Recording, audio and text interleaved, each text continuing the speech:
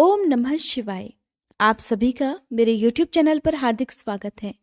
भगवान शिव की कृपा सदा आप और आपके परिवारजनों पर बनी रहे।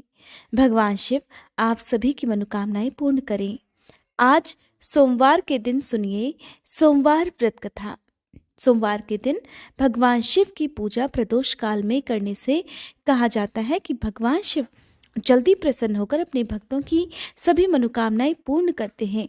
सोमवार के दिन जो भी भक्त भगवान शिव में श्रद्धा और विश्वास रखकर व्रत रखता है और व्रत की कथा पढ़ता है या दूसरों को सुनाता है, भगवान शिव उसकी सभी मनोकामनाएं पूर्ण करते हैं। आइए सुनते हैं सोमवार व्रत कथा। व्रत कथा प्रारंभ करने से पहले आप सभी से अनुरोध है, कमेंट बॉक्स में भोलेनाथ की जय जरूर लिखिएगा। पौराणिक कथा के अनुसार एक समय की बात है, किसी नगर में एक साहूकार रहता था। उसके घर में धन की कोई कमी नहीं थी, लेकिन उसकी कोई भी संतान नहीं थी। इस कारण वो बहुत दुखी था। पुत्र प्राप्ति के लिए वो हर सोमवार व्रत भी रखता था और पूरी श्रद्धा के साथ शिव मंदिर जाकर भगवान शिव और माँ पार्वती की पूजा भी किया करता था। उसकी भक्ति देखकर एक दिन माँ पार्वती प्रसन्न हो गई और भगवान शिव से उस साहूकार की मनोकामना पूर्ण करने का आग्रह करने लगी। देवी पार्वती की इच्छा सुनकर भगवान शिव ने कहा कि हे पार्वती, इस संसार में हर प्राणी को उसके कर्मों का फल मिलता है और जिसके भाग्य में जो हो उसे भोगना ही पड़ता है। लेकिन पार्वती जी ने साहूकार की भक्ति का मान रखने के लिए उसकी मनोकामना पूर्ण करने की इच्छा प्रकट की। माता पार्वती के आग्रह पर भगवान शिव ने साहूकार को पुत्र प्राप्ति का वरदान तो दे दिया, लेकिन साथ ही ये भी कह दिया कि उसके बालक की आयु केवल 12 वर्ष की होगी। माता पार्वती और भगवान शिव के बीच इस संवाद को वो साहूकार सुन रहा था। उसे ये बात सुनकर ना तो खुशी हुई और ना ही दुख, बल्कि वो पहले की तरह भगवान शिव की पूजा करता रहा और उपवास भी रखता रहा। कुछ समय के बाद साहूकार के घर एक पुत्र का जन्म हुआ। जब वह बालक 11 वर्ष का हुआ तो उसे पढ़ने के लिए काशी भेज दिया गया। साहूकार ने पुत्र के मामा को बुलाकर उसे बहुत सारा धन दिया और कहा कि तुम इस बालक को काशी विद्या प्राप्ति के लिए लेकर जाओ और रास्ते में यज्ञ भी कराते जाना। जहां पर भी यज्ञ कराओ वहां ब्राह्मणों को भोजन कराते हुए और दक्षिणा देते हुए ही आगे बढ़ना। अब दोनों मामा भांजे इसी तरह यज्ञ कराते और ब्राह्मणों को दान दक्षिणा देते हुए काशी की तरफ चल पड़े। रास्ते में एक नगर पड़ा, जहां नगर के राजा की कन्या का विवाह था।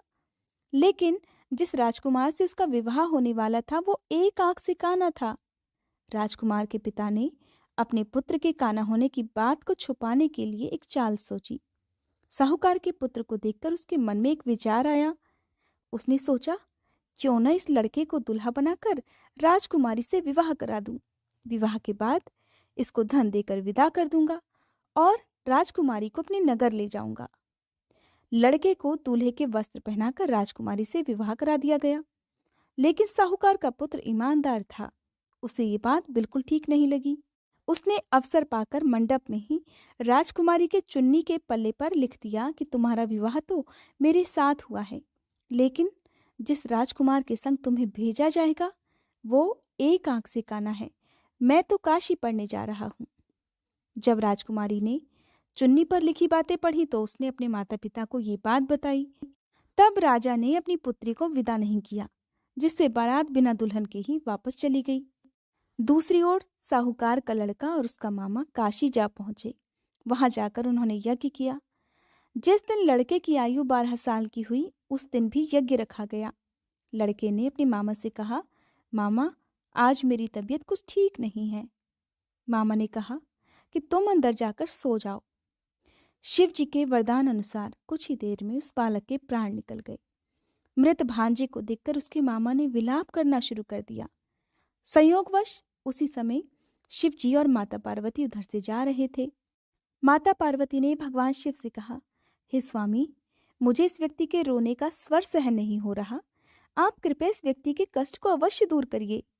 जब भगवान शिव मृत बालक के पास गए तो कहने लगे कि ये तो उसी साहूकार का पुत्र है जिसे मैंने 12 वर्ष की आयु का वरदान दिया। हे देवी पार्वती, अब इस बालक की आयु पूरी हो चुकी है।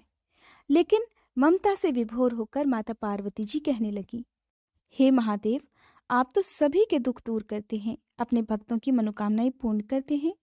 कृपया आप इस बालक को दीर्घायु होने का वरदान प्रदान करें, अन्यथा इसके वियोग में तो इसके माता पिता भी तड़प तड़प कर मर जाएंगे। माता पार्वती के आग्रह पर भगवान शिव ने उस लड़के को पुनर्जीवन होने का वरदान दे दिया। भगवान शिव की कृपा से वह लड़का जीवित हो गया। शिक्षा समाप्त करके लड़का अपने मामा के साथ वापस अपने नगर की ओर चल दिया। दोनों चलते हुए उसी नगर में जा पहुंचे जहां उसका विवाह हुआ था। उस नगर में भी उन्होंने यज्ञ का आयोजन किया। उस लड़के के ससुर ने उसे वहां पहचान लिया और महल में ले जाकर उसकी खूब खातिरदारी की और फिर ढेर सारा धन देकर अपनी पुत्री को उसके साथ विदा कर दिया। इधर साहूकार और उसकी पत्नी भूखे प्यासे रहकर अपने बेटे के आने की प्रतीक्षा कर रहे थे। उन्होंने प्रतिज्ञा ले रखी थी कि यदि उन्हें अपने बेटे की मृत्यु का समाचार मिला तो वो भी प्राण त्याग देंगे। परंतु अपने बेटे के जीवित होने का शुभ समाचार पाकर वे बहुत प्रसन्न हुए। उसी रात को भगवान शिव ने व्यापारी के स्वप्न में आकर कहा, हे श्रेष्ठी, मैंने तेरे सोमवार के व्रत करने और व्रत कथा सुनने से प्रसन्न होकर तेरे पुत्र को लंबी आयु प्रदान की है।